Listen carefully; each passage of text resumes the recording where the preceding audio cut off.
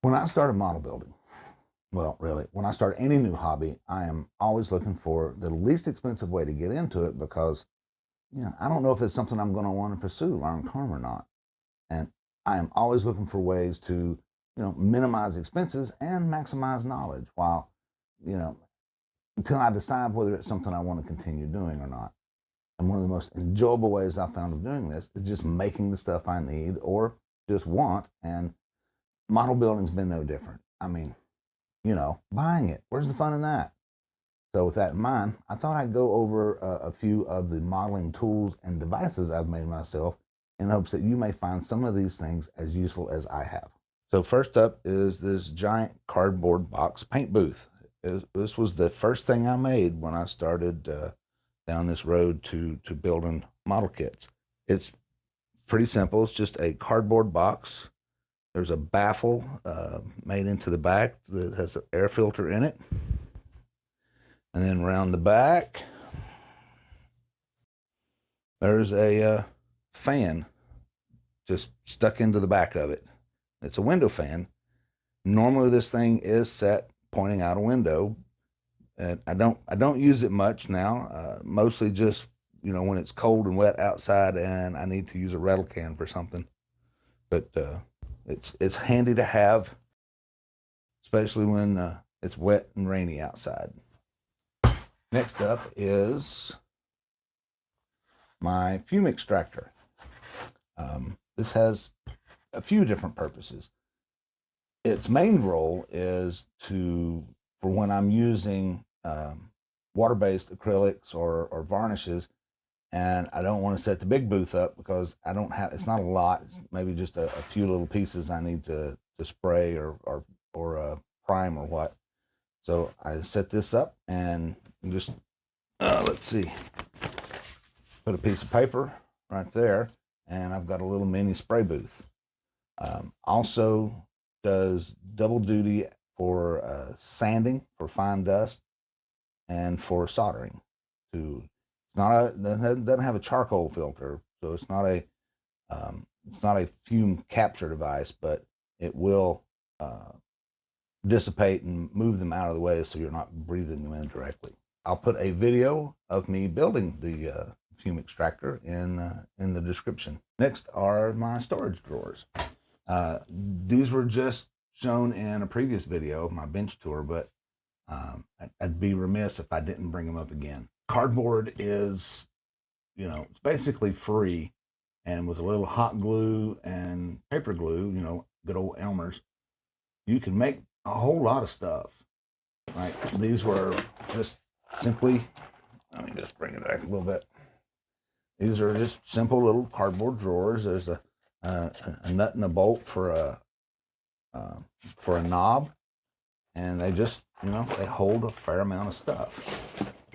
They're really simple to make, and the edges, so you don't see the edges of the cardboard, is just some copy paper and a little glue, and just put over the edges. I don't have a video on this one, but I don't know. You really don't need one. I think you can figure out how to make your own set of drawers.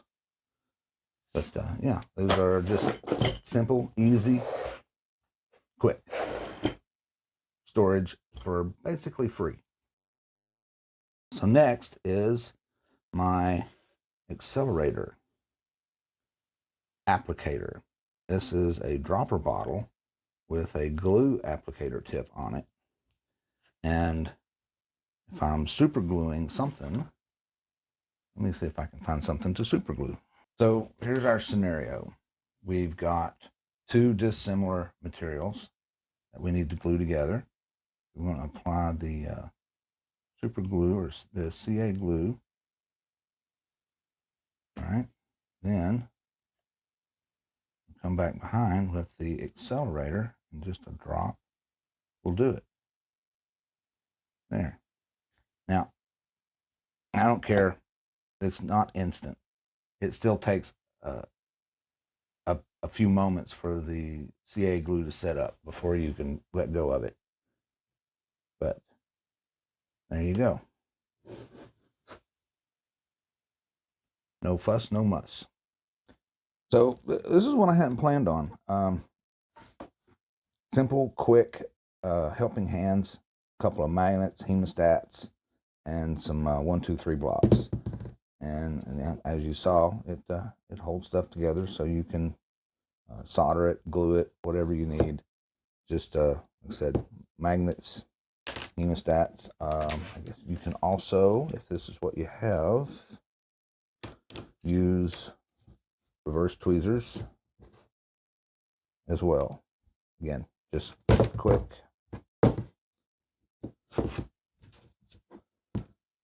Helping hands for whatever you need. Next up would be sanding sponges.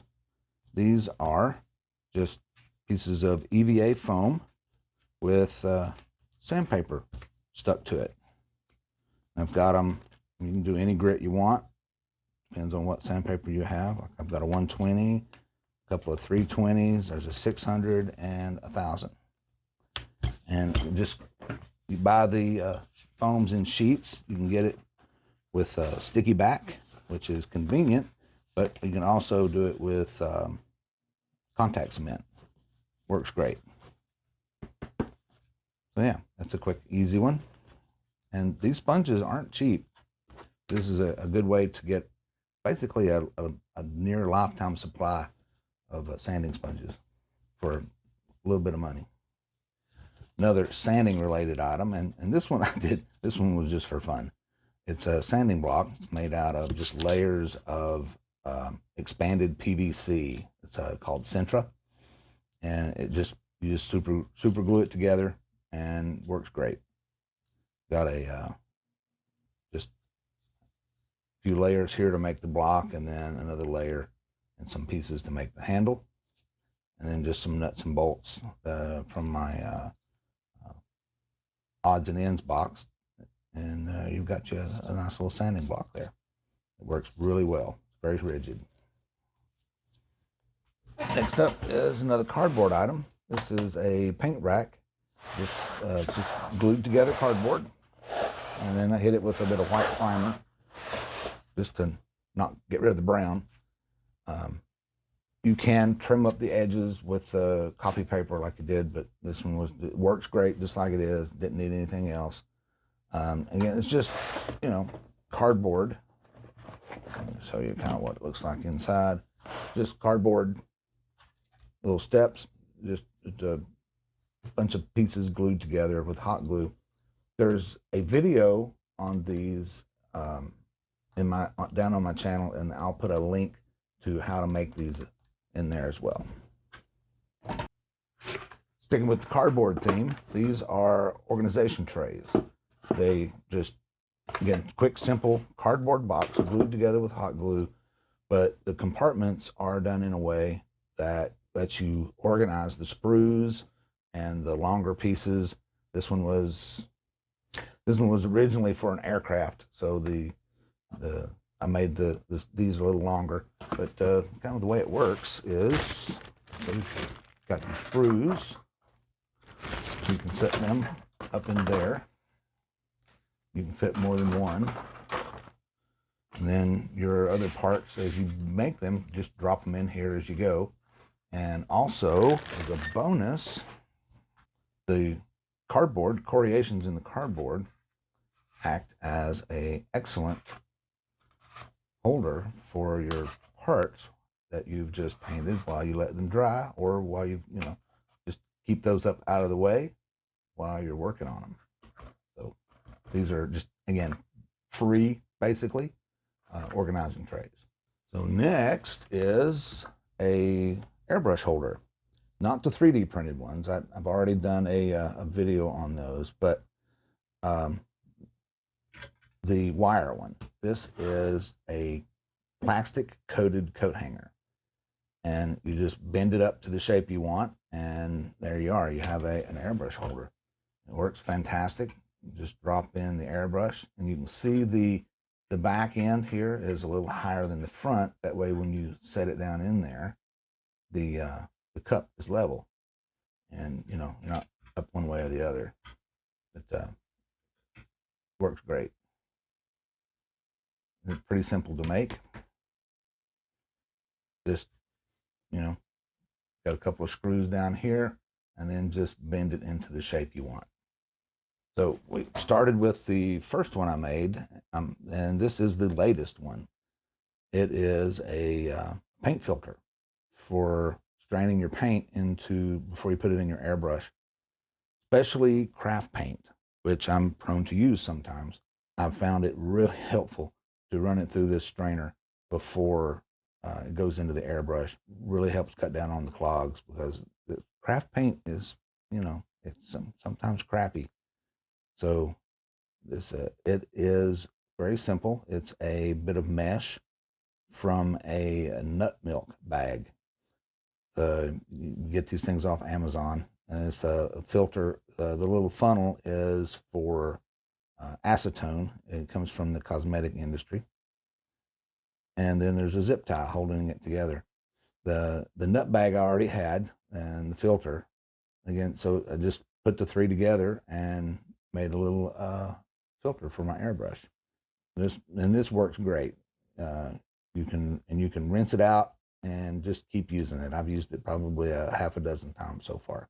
Reusable airbrush paint filter.